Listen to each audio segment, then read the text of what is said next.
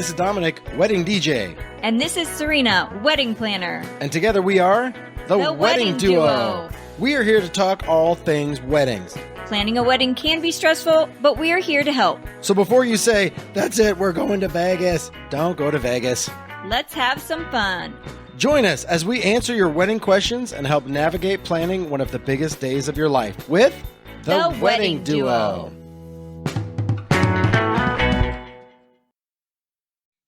Hello, everyone out there listening to us on our podcast. Wait, let me say actually, howdy. Howdy. If you're listening and you're not watching on YouTube, you are missing out because we are wearing some fantastic LED cowboy hats. They're not just LED. They're like all sequin. They're blinged. They're like sequins. There's some bling cowboy hats. Mine's black and hers is white. I feel like Tim McGraw. I feel like silly. Does Tim McGraw's hat have LED lights on it? I think not. I don't think so. Or sequins. I don't think he has sequins, but there you go. Tim, if you're listening, it's a shout out, Tim. So the reason we were wearing these is, well, first of all, they were left over from an event we did on Sunday, which was a fantastic wedding. But you can go to our Amazon shop and purchase your own fun things for the event, like these LED cowboy hats. We have some other items that we use regularly at weddings. So just going to mention that we have that available for you guys, as well as other resources that we will talk about later in the podcast. I feel like these come with an achy breaky heart. Oh, Lord. They come with something, but I don't know if it's He doesn't have achy breaky heart anymore. He has Old Town Road now. That's right. All right. Are we done with our props? Oh, are we taking them off? Okay. I don't care. You want to keep them on? No, I think we should keep them on. All right. We're going to be deep in the heart of Texas. If you're watching on YouTube, I suggest you watch this episode on YouTube because it's really kind of pretty fabulous. Yeah. There's 3 settings. I mean, these are not just your everyday average bling cowboy hats. They're extra. So today's episode has nothing to do with the cowboy hats, but it is a very controversial topic in the wedding world. Controversial? I think so. It's definitely this is one of those clearly on one side of the fence or the other. There's no, I'm thinking about it. Like they're like usually going in. Yeah. No. And Go ahead. Tell them what it is. I'm going for it. Ready? Today we're going to talk about having children at the wedding or having a kid-free wedding and what it means.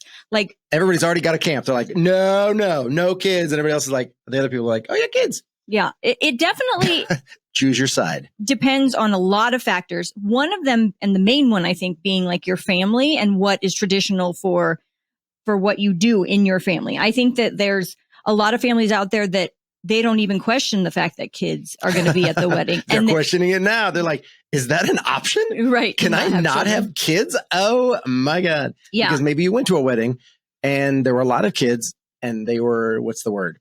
Disruptive? Right. Maybe that is definitely the piece that the people on the other side of the fence are going to argue is that the wedding, chaos. It changes I don't know what the word is. It changes the Well, let's not party. just throw all kids. We don't want to stereotype all kids together because there have been times where there've been a lot of kids and they're great. They dance when the dancing time's open and they sit with their parents when it's time to eat or whatever. What weddings have you been to? I've been to loads of weddings. I'm just saying, like, most kids have a hard time at weddings. They do, but I'm just saying there have been events where there have been a lot of kids. Okay. And they're not like that. But then there's some where they start to get anxious. Like you said, they're kids, right? They can't sit still that long. Adults have a hard time sitting still that long. Yes. But the kids really have a hard time. And they start to get antsy and they start running around. It depends on the venue, if there's space for them to run around or if they're just right up on top of it. But then the other extreme is I've had kids running across the dance floor. Ready for this? During the first dance. True. Oh, yes. True. And they had a little gift bag that night and there was like a little bouncy ball in there. And there were kids bouncing the ball across the dance floor and chasing it during the first dance. This was before I was a parent, but I tell you, I was ready to go out there and tackle a kid. Right. Which is not how I usually would react to such things. But the other experience I've had is, they're in this like fun room, right? It's different from what they're used to. Let's play hide and seek. And so then they're hiding under the cake table and, so we're going to talk about like kind of, some different ways to handle this. Right. And I think the first thing is you've got to make up your mind. I don't think anybody's bringing kids now after what those 2 stories. No, they're like, kids are out. No kids. You have to start off, obviously making a decision, and there isn't one or the other. There's kind of a middle ground here, and we're going to talk about that too. There is the option to have some kids, but not all Select kids, right? If you have, say, for example, your sister's kids, they're going to be part of the wedding party, and you just want your niece and nephew to be invited, that is okay, Because right? you know them. Mhm. I mean, they're in your immediate family, right? You want pictures of the family. We're having all the Johnson families there, but none of the kids were in the pictures. I mean, that's a tough thing. But then there's the difference is, or if there's a ring bearer or flower girl, those Right. guys, those are, even if there's no kids at all, oftentimes there's one or two little people that were involved in the ceremony. Yes. And sometimes they don't even stay. They go home with grandma or somebody. But the other one is like, if somebody that you invited from work and they're going to bring you their kids, you don't even know their kids, right? What, they're not going to be in any of the pictures. I mean, that is a clear defining line. Like my relatives can come. Right. The random stranger kids, no. But the difference is here, how do you do that? Like, how do you approach people in this sense and make that clear? So obviously, your invitations are the piece that are going to, put that out there. And we always recommend when you send out your save the dates, which is something that goes out well before your invitation, sometimes a year or so out, that you also sign up for like a wedding website and you put a link to that on your save the date so that good information for your guests is available on that wedding website.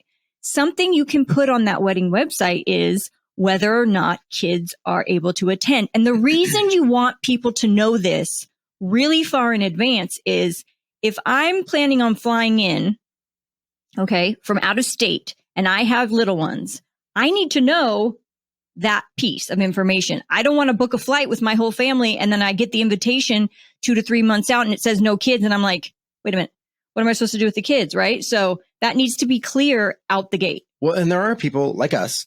If somebody was inviting us to something where we had to fly to, our kids are little, right? They're not going to stay with someone else for days at a time, right? Sure. That's just not the thing. I mean, we could fly with the kids and then like have a sitter come to the hotel or somebody that we had watch the kids right where we are at our destination. But there's going to be guests that you would like to have at your wedding. But if you say no kids, they just can't. They're just not going to come. It may not be an option for them. So that's something you would need to wrap your head around. And that's probably okay with you. Because there may be parents out there that have little bitty ones that they've never left your sight. Like you just, sure. And that's another category by itself is babies. Like babies are not going to take up a seat. They're not going to have a meal, right? I mean, they're going to eat, but it's not coming from the buffet. Right? Probably not. And they usually don't even and again, that's like a mommy with a baby or parents with a baby. And people love the babies. That's for sure. They're not going to be running around on the dance floor. Right. So it's its own category. Yes. And we'll kind of get to that too. What the difference is when you're creating like your seating chart and you're planning your guest count, if you're having children versus, not children, there can be that exception made for infants too, like nursing mothers and that kind of a thing. So when it comes to your invitations, there are tasteful ways to say, we don't want your kids at the wedding, don't right? Bring your brats. I love kids, by the way. We have 3 beautiful kids and I've always we do. Kids, anyway. And we do events all the time that have kids there. And it's not to say that it ever really takes away from the wedding, but it can be challenging, not only for the couple if they're, frustrated by little people running around, but for the parents. As a parent, I don't enjoy an event nearly as much if my kids are there because I'm worried about them. I'm not able to actually go out and dance or drink and talk to the adults. So that's just a personal anecdote, but I'm on the other side. I know I like my kids. If I'm dancing, it's not that I don't like our kids. I want to have my kids with me. I love having my kids with me. I know. You're weird. I always say that, and I set you up to make you look awful, but that was not my intent. But I'm just saying, like, if we're going to do an event, right? I'm like, heck, I want my little ones with me. I really enjoy them. But it is people know if you work for a corporation and every year you have a Christmas party, kids don't go to that Christmas party. That is an adult only event. You get a sitter. You take your +1, your spouse, your date, whatever it is, and you go to the event. So it's not like it's this big mystery. Like, what do you mean no kids? Like, why should that event be different than this event? It's a much more formal event often, right? It is. That's true. So, I mean, but then again, the other side of it is, again, their family. They're in the family, right? So, right. And so that's when you might want to make that decision on, hey, our siblings, children can come, but beyond that, we are going to say no children. And again, the way you do that is you would put it out there that it is a kid-free event. Well, I prefer it's an adult only event. Right. I think that wording just seems a little bit right. Like, and nothing. How do they say it? Like you mention it in a positive light as opposed to a negative light, right? Right. And so some of the verbiage that I've seen has been, we love your little ones, but we would ask that you come and join us for a night of fun without them for the wedding, something to that extent. So it is a positive thing. Especially you, Susan, your kid. No, just kidding. Don't put that on. Little asterisk there. We're speaking directly to Aunt Susie and her little demons. No, we're not talking about any children. Everybody has a Susan in their family. Okay. They all do. There's somebody out there. So as I was saying, when you put that verbiage out there, you can put out the blanket statement that kids are not invited in a tasteful way, like we said, but then individually tell your siblings, I would like, my nieces and nephews to be at the wedding or be in the wedding. So that's the way I would handle that. And there can be some, opinions from parents, grandparents, there will be some aunts and uncles. But this is one of those times, I'm telling you, when you got to try, and we always say this, like put the blinders on, like what do we want? What is the vision for our event? And not feel guilty about it, right? Yeah. But if you didn't have kids, what are some of the benefits beyond just less chaos? So obviously, even if the kid is not eating at the buffet, they probably need a seat, right? So that means more chairs, which can mean more tables, which can mean more decorations. A lot of times they'll get a kid's meal, which even though it may not be as expensive, it's still an expense. Well, yeah, because if whatever's in the buffet is not kid friendly, they usually don't have chicken nuggets and mac and cheese in the buffet often. Right. That's so like, even if it is plates. a buffet, they'll have a separate meal for the kids, right? Which is, that's an additional expense. Absolutely. So there you go. There's added cost when you have kids there, probably above the age of like 3 or 4, right? So that's going to be something to consider when you are putting together your guest count. How many more people are we adding just by inviting the children? I know I'm spoiled as a wedding vendor and people feed me a buffet every time I go to the event. But there's times I see the kids plate go out and I'm like, oh, what do they got? Chicken fingers? Oh, yeah, man. I know you would. Yeah. They got French fries? Come on. And you go to the buffet like, oh, I thought they were chicken fingers and French fries on the buffet. But that was the kids' meal. Just for the little ones. If they don't finish that chicken finger, I'm going by. If there's ranch left over, that chicken finger is all mine. Oh my gosh. Okay. Well, watch out for your DJ. I do not do that. I do not do that at the events. For those of you that are like judging me out there. Yeah, watch out for your DJ People sniping. Must know I'm a smart aleck by now. They must know that. So, if this is your first episode, by the way, I'm a smart aleck. There you go. I'm just glad we clarified that.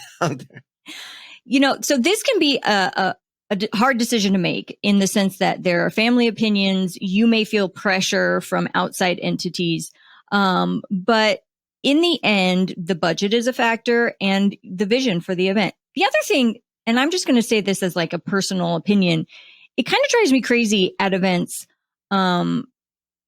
where I see like this whole like village mentality sometimes where it's like the kids are just there and nobody is watching them. Like, I don't know if it's kind of, a thing that they think other people, since there's adults in the room, will see. Well, that's just it, right? Yeah. That's when people start to go, I don't trust the parents to keep control of the kids. And then, even if you have a good kid, we have good kids, but if there's other kids that are acting a fool, my kids will be like, is this okay? Oh, heck yeah. Drop the gloves. I'm getting in there. And then they just becomes this herd mentality. All the kids are just rah, right? And you can't really blame the kids, right? I mean, before I had kids, I was very open about the fact that I always wanted kids, right? And I'm like, oh, I want kids. And somebody would see a kid. I'd be at a wedding. There'd be a kid running around crazy. And they'd be like, you really want kids? And I go, I don't want that kid. I don't want, I would like to think I will do a better job parenting than the parent of that kid. And that is not the kid I want. I want my kid. But it's, if you have good parents that bring their kids. They do. They keep an eye on them. It tends to be, it's a different, and that's what I was talking about when you have, I love having kids at the event. I show up, I'm like, hey, there's 30 kids here.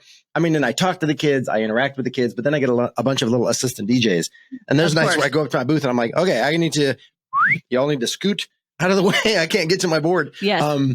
But then again, if they're up there being crazy, I've had kids grab my microphone. I've had kids shake lean my on facade, the facade. pick up my lighting, it's all kinds of stuff, but it is what it is. If they're invited, they're there. Something else to think about too that happens often is during the ceremony, if you have little, especially little ones, they tend to make noise, right? So, if you're really sensitive to, that happening, you may want to either have a place for them to go, either out in the lobby or in another area, somewhere where the parent can take the child if they get fussy. But that can be kind of hard to manage, honestly, because and that comes back to the parent too. If they're like absolutely really loud, they'll usually remove themselves with their little teeny tiny one or whatever. Absolutely. And the other thing to consider, that's been come on my radar actually more recently, is there are actual companies out there that you can hire to either come to the event, like the venue, if there's an extra room, or go to the hotel, and they'll be a sitter service for the children. So they'll bring in movies, they'll bring in activities. And that way, if people are traveling from out of state even, or out of town, they can bring their kids to the area. They can be close, but they have a sitter service available. So that's something I've had couples provide for their guests. Although you got to look at the ratio of that too. I've been at an event where there were 30 kids. They had a room designated for the kids, and they had one sitter in there with 30 kids. Sure. I mean, she's not a teacher, and it's not like the kids all are in a classroom. I was like, I mean, yes, it looked good on paper, but or like, oh, your niece, she's 12. She can watch the 30 kids. I'm like, no, that's not fair for her. Right. That's nice. So consider that, honestly. Talk through it, figure out how many children you expect, and make a realistic plan for who's going to watch them. But one of the great things to do if you are having kids is have something there for them to do, right? Like I mentioned the I mentioned the gift bag earlier, but don't have something that can be thrown. Right. No launching devices, no airplanes, no paper airplanes, no bouncing balls, no jacks. Lord knows you ladies are always barefoot into the night. You don't want to step on a jack. Good gracious. But I mean, have like a little word find, have like a little scavenger hunt. Those are always really fun, right? Yes. And just something they can color with you can get those little packets of 3-4 crayons, something you would get at the restaurant when they say, here's the kids menu, here's some crayons, right? But a little bit more elaborate than that. And you can personalize it with the two of you, your names on it. It's really a very cute thing. Yeah. There are Etsy shops where they will make a coloring book specific with your names, the date. You can get crazy, right? The adults sometimes grab it. I go, hey, there's a limited number of those. Put that back. And sometimes I've had couples do an actual like kids table. So where the children are going to be intended to sit at a specific table. They've even gone so far as to put like parchment paper down where the kids can actually color right on the table, like at that one restaurant, Macaroni Grill. Yeah. If you guys know what I'm talking about, where the waiters like draw on the table. So that can be fun for the kids. And it gives the parents a little reprieve, right? Because they're like, oh, distracted for just a minute. And it's cute. I'm not good at drawing. Like if somebody just gives me a crayon and says draw on the thing, what do I mean? Your stick figures are like I know lame. I'm not. I have the respect of the people that artists sit down and like scribble, and I'm like, wow, that's really good. Like look at this little kindergarten drawing I just did with. This is not one of your strong points. Mine neither, honestly. My gifts lie elsewhere. Mm-hmm. Our daughter can draw really well. Yeah, that's true. She's a great artist. So something else we're going to think about if you invite a lot of children to your wedding, expect that people will leave early. It just is what it is. The kids have bedtimes. They start to melt down. They're not there to party and dance well into the night. So you can probably expect that those folks that have kids are going to cut out early, because the kids are exhausted and the parents are exhausted. Right. But again, I've seen the events where it's the herd, the takes a village mentality, and the kids are melting down and they're crying. And I go, and I'm back there like, take that kid home. I know that they're can exhausted. Be hard. You could see it. They were going crazy all day, and now they're just exhausted. Or they're asleep at the event. They're asleep. I've seen that too. But it's all personal for your event. If you have a vision of an adult only event, like we said, please don't feel guilty about that. That's the one thing when you go on social media and there are these two sides of an issue. Yes, for sure. There's one side trying to make the other side feel bad for feeling a certain way. And this is one of those topics, right? People get on some of our posts and they'll be like, kids should be welcome. And the other ones are like, I would never have kids at my event. And it's like, it's because it's very personal, right? That's your choice. You have that choice to make. Well, some of you out there are like, yeah, but we have our own kids, right? Either the bride has a child or the couple has a child or the groom has some kids. And depending on how old they are, that's another challenge too. Like, okay, well, we're the caregivers. We're the groom and the bride, or we're the couple getting married. So, like she was saying, a lot of times you have either a sitter if they're little. You have grandparents that have agreed to stay there through the ceremony, but maybe they want to go home early anyway. Maybe they take the kids back and order a pizza and watch a movie, and they're happy to go home and get in their pajamas with the kids long before. So you can enjoy it. Night. So yeah, but I mean it's going to be unique to whatever your scenario is. But yeah, you can like draw the line. That's the main thing is I would say, like, you can have some kids that you've selected, but not just open it up to all kids, and you shouldn't feel guilty about it one bit. No, you shouldn't. Something that is a little off topic, but kind of to what you said. Oh, I'm the king of off topic. Yes, I know. Is it the hats? Are you bringing back our hats? No, our hats are fantastic. But if you are having your children be part of the ceremony, right? We've talked about this a little bit before. If you have children, either from a previous relationship or from your relationship, it can be really nice to like involve them in the ceremony in some way. Not even just having them process down the aisle, but also preparing vows for those kids, because it's the coming together, not only of the two of you, but they are now part of that family. And so it's really nice to direct the ceremony to them sometimes, I think, right? Oh, for sure. And I mean, good Lord, it's just, there's not a dry eye in the house when one of them writes vows to the little one. Oh my gosh. Sometimes I've seen the officiant like bring them up if there's a couple kids, whether they're a step child or and they'll come up and just stand there, and then he'll address them. Sometimes they say vows to each other. Sometimes they give them a bracelet or a necklace or oh my gosh, it's just so sweet. Whew, so we don't close want to home for us. So, yeah, it does. We don't want anyone to think that we hate on children. We love children. We just want y'all to think realistically about what it means for your event. Now we'll tell a little personal anecdotal story here. When we met. Talking about the ring? Yes. When Dominic and I met, I had a 9-month-old daughter from a previous relationship. She is the formerly mentioned good artist. Yes. Our daughter, Lily. And we met and she was 9 months old, and I said I wasn't going to date, and it was this whole thing. But I ended up. Hi there.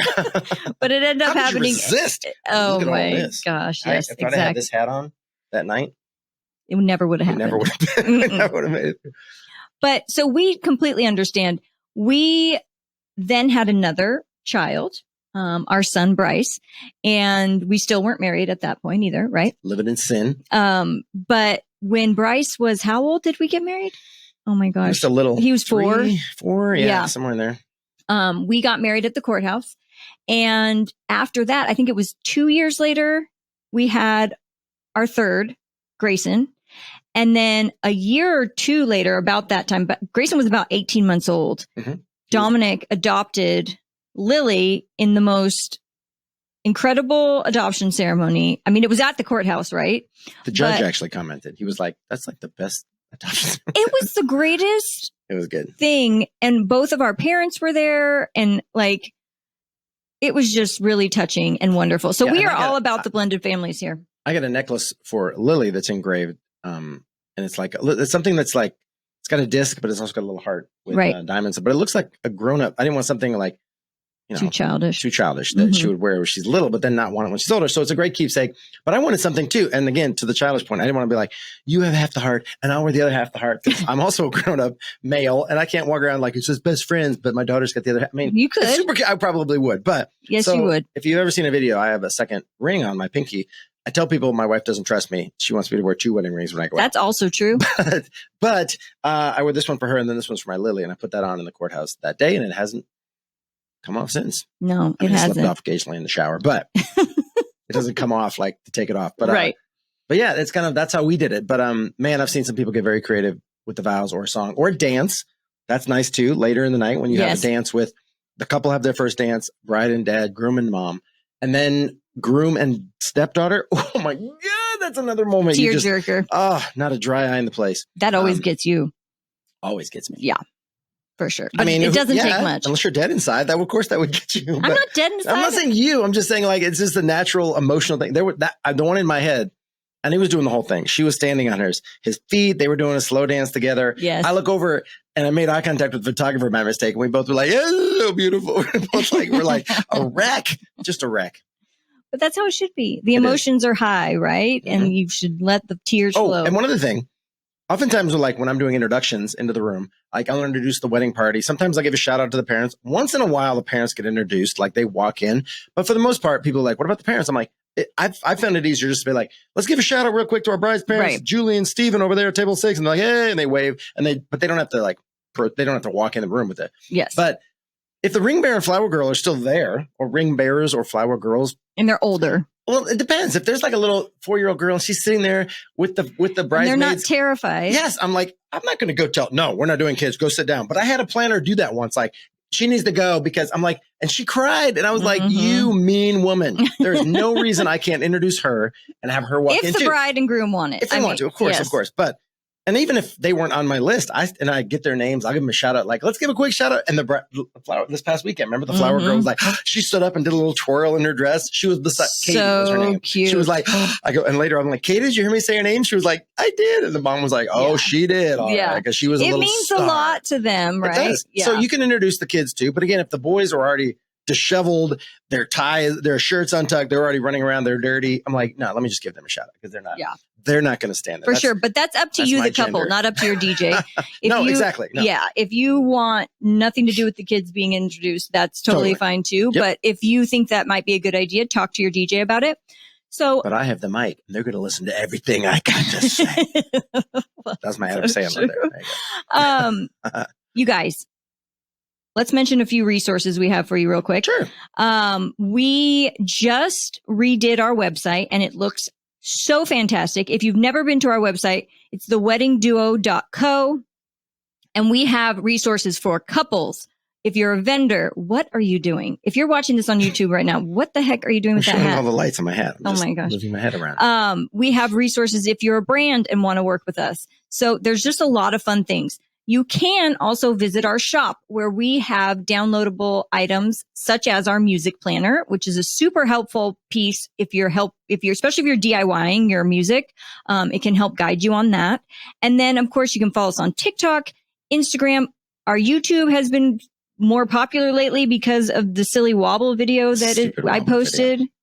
And everybody on there, I mean, okay, it's probably 50-50. Half the people are like, this is so fantastic. Look how much fun you're having. And then half the people are like, you're off beat. It's not about you, DJ. Get off I know. The thing. The first time you posted, I go, no, I missed because I was trying to get the photographer to come out there because the caterers went out and because they were on the side wobbling and the bride was out there doing it. There was a big crowd.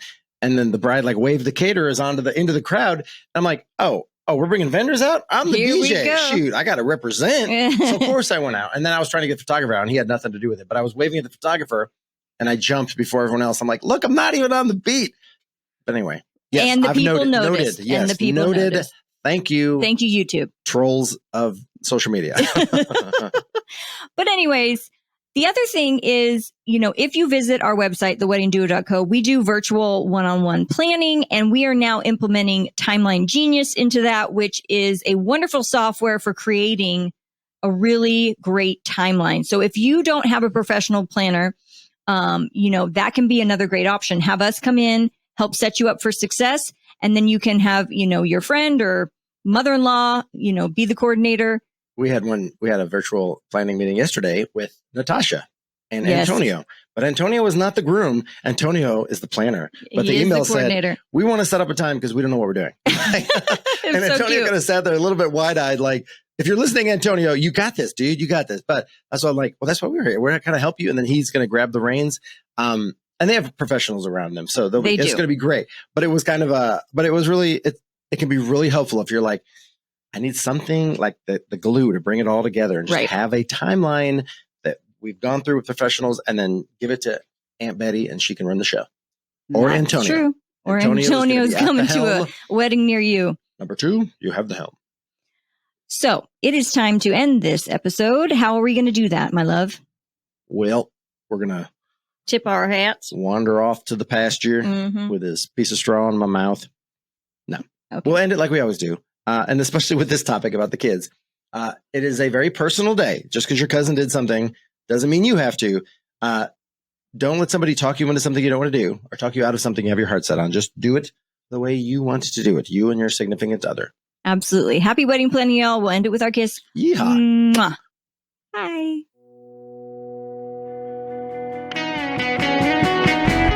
Hey, so thanks for listening to our podcast. If you found any of this information helpful and you know someone who may be engaged or is a maid of honor, maybe you could tell them and share it with a friend. Absolutely. So screenshot this episode, share it on Instagram, on Facebook, and tag the wedding duo. We promise to share the love back.